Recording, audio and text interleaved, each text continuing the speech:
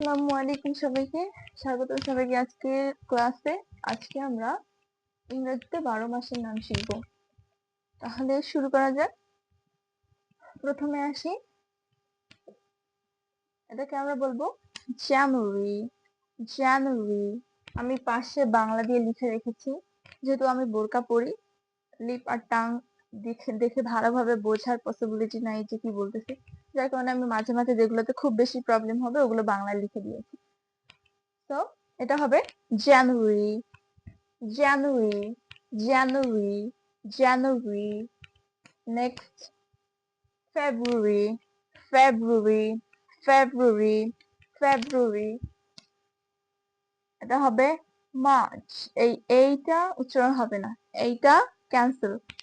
March, March, March. April, April, April. May, May. June, June, July, July.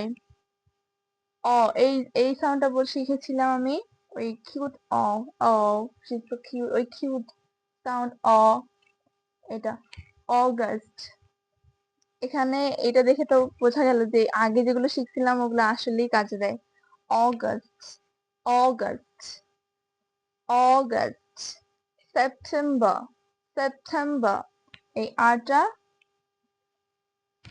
উচ্চারণ হবে না, বা যতটুকু উচ্চারণ হবে ওটা আসলে কাউন্টেবল না। September, September. October, October, October,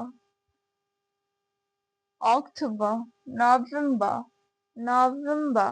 December, December,